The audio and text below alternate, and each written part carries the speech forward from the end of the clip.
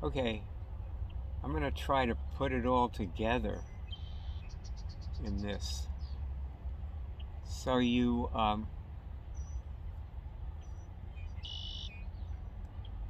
think, okay, there's slow thinking and fast thinking. And slow thinking is the cortex. Fast thinking is the midbrain. And Kahneman won the Nobel Prize for his work with Tversky on this. And when he accepted the Nobel Prize, in his speech, he said that he couldn't have done it without Tversky. And so if you want to read his book, uh, which is called Thinking Fast and Slow, um, that that was a good book, and I really enjoyed it. And he is an entertaining writer, but he does not compare to the writer who wrote about his relationship with Tversky, and that was the same guy who wrote The Big Short. And they make movies out of that guy's books. Anyway, so Kahneman and Tversky invented decision theory. And what people use to make decisions are these shorthand things. And they use them, well, it's thought they use them to save time and for convenience. And actually, what I think is they use them because they're thinking fast when they need to have other shorthand ways of making decisions. Oh, like traders, when you listen to traders give talks, okay, and not all of them mention this, but they probably all do it. But a lot of them mention it and talk about it as being this really essential thing that enables them to actually survive as traders, and it's having rules. And the reason that they have rules is that the rules then create shorthand ways of making choices in really, really fast. And that's what you have to do. Like when you're in a trade, you have to make a choice about whether to leave your stop where it is or advance it. And so if you have rules about advancing your stops, for example, one rule it's like a rule of thumb that I use, okay, which I don't necessarily have to, live by or take as gospel, but my rule of thumb is to have my stop at the second to the last pullback. So one thing it means is that I don't have a whole lot to do at the beginning of a trade. I have a stop in, and the stop is at a loss, and I can leave it there for a while and not think too hard at all. I don't have to really do that much. Now, if you take relationships, and in relationships are kind of the reverse of this. One of the things that I like to share about my relationship with Franny is when, like the night I met Franny, I met her at a party, we went back to my place.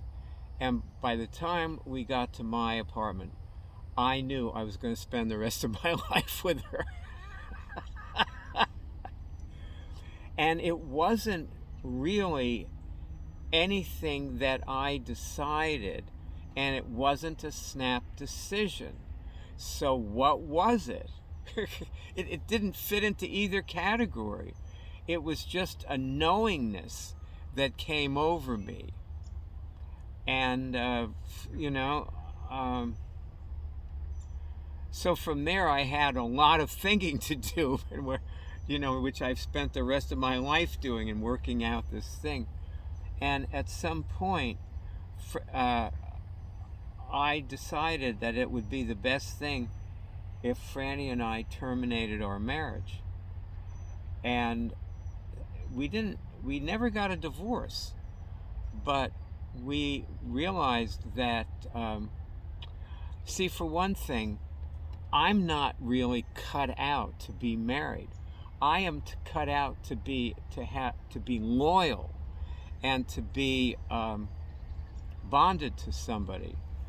But I am not cut out for a typical marriage. And also, I'm really not cut out to be a dad. I'm not cut out to have kids. My kids, quote, end quote, have always been my students. You know, so that's been, you know, like I sort of gravitate towards people who need me, and there are a lot of people who do. And, you know, I'll tell you a story, okay? Just about fast and slow thinking. I was, one day I was, you know, Franny and I were hanging out, and you know, we were getting older, you know, and I asked her, like, do you think that maybe we should have kids? And Franny said, and she wasn't adverse to having kids, okay? So her response was, well, you know, kids are a lot of work. And now I'm watching my brother-in-law, who I think he had his son when he was around, you know, let's say 50 years old. And it's a lot of work. I mean, he's stretched to the max, you know, between the kids and his servicing his accounts and so on. And he does all his work out of his house. All his work, and still he just, like, he works with Franny too, and like he'll say to Franny, well, I'll meet you at 9:30. Can't make the meeting. Okay, I'll meet you at 12:30. Franny says, what about 3? And he says, great. So they meet at 3, you know, because he doesn't have time, he doesn't have a spare minute, the poor guy. So when she told me that, I, like a lot of times when Franny tells me things, what I do is I go off and I think about them. And that's slow thinking. And slow thinking is the way to build a relationship. You do not use your feelings to create a relationship. You use your feelings to create your trains of thought. Because what you have to do when you're thinking about a relationship and how to structure, see, relationship is an art. And you have to know how to structure your relationship. And a question, like when you're, you know, with somebody, you know, and you're not, you haven't like 100% committed or whatever it is. And you have to keep asking yourself, you know, because obviously you say, well, I like this person. Okay, that's a given. And so what am I committed to giving to this person? And then you can tick off, well, I definitely am willing to give this, this, this, and this. And then you have to ask, okay, and what can this person give me that I need? And are there things that I need that the person simply isn't capable of giving me? You know, and there's just like a million questions, and all of these are about feelings. And so it's the same thing goes for stock trading. You know, if like, okay, I have this rule that I put my stop at the second to the last pullback. So that rule had to come out of doing a lot of trades and asking myself, well, how do I actually feel about this rule? And there comes a point in a trade, everybody says this, like, where do you close the trade? There comes a point where you have to close the trade.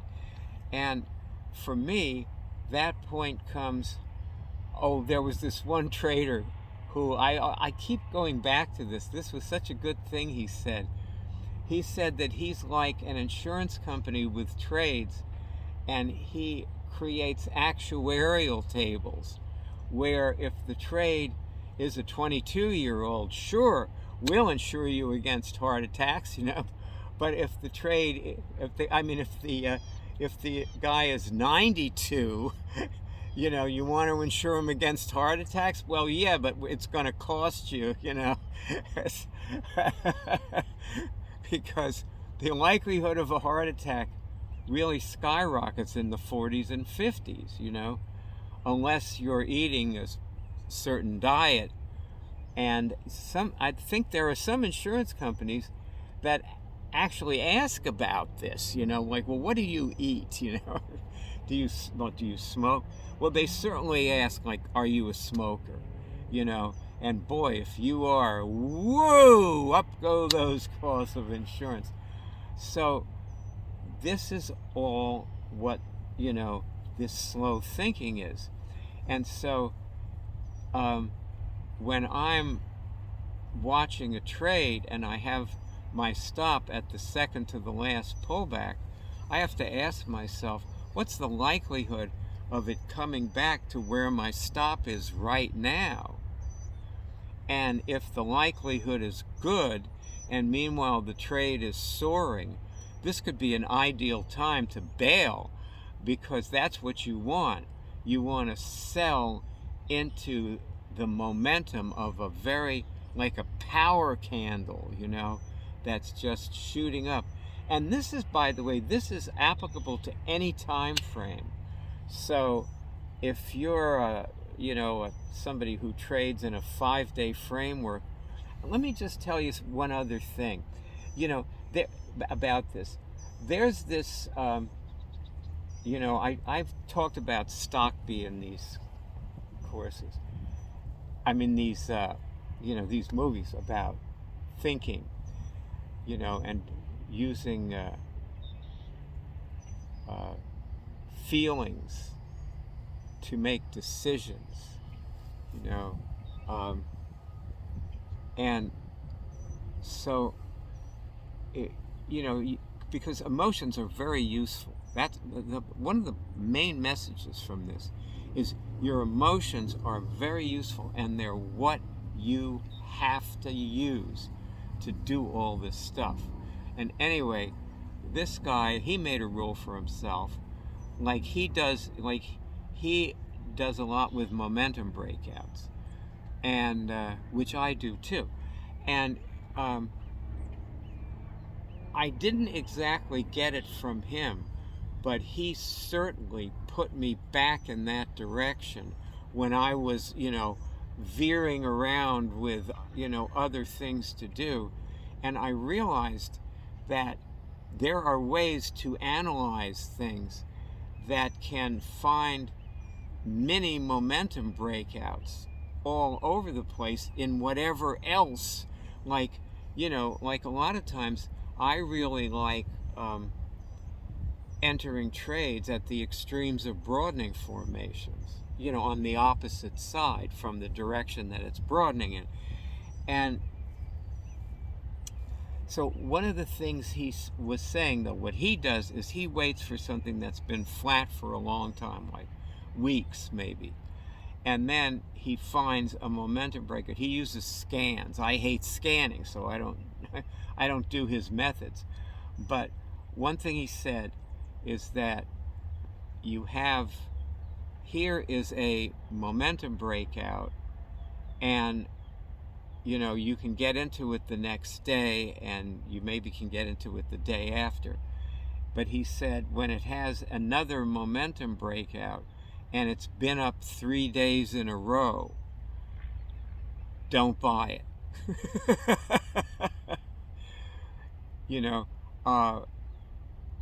You need something that's either an anticipation breakout where it hasn't gone up at all, or at most it's gone up 1 day, and then it's had another momentum breakout, closed near the high, and was breaking out of that at the end of the day, and then you can buy it there. So that's his approach to trading. One of them anyway. He probably does other things, but that's one of his main things. And so I like that as you see, when you're feeling like this thing's been up 4 days in a row and it's roaring ahead, and you're feeling an emotion of wanting to get in, that's when you have your slow thinking comes in and tells you, okay, try it. And if it doesn't work this time, then you can make a rule for yourself against getting into something on the 4th day of a rise. And so that's your slow thinking helps with, then your response could be, well, okay, no, I think I'll skip it. I'll just see if it keeps going. I'll wait for a pullback. There is always a pullback, and they always come. I don't want to buy right before one does. So, why? Because I don't feel good when I buy right before a pullback. During the pullback, I feel bad. So I want to avoid bad feelings, so I don't do that behavior. So you make all these rules for your behaviors. And this is what, and in a relationship, you can have, let's say you're in a committed relationship, and you can create rules for yourself about how you will behave in that relationship. And I'm not exactly sure what rules I created for myself in my relationship with Franny, but I knew whatever it was. Okay. I'll give you an example. I have a good example. I made a rule that if I'm in a relationship with somebody, I will never, no matter what, lie to them. Even a teeny little lie, I will never lie. And that has been a source of tremendous joy to me, because I don't feel good if I lie to somebody I love. And that being said, I think this is a good way to put this all together for emotions in trading and relationship.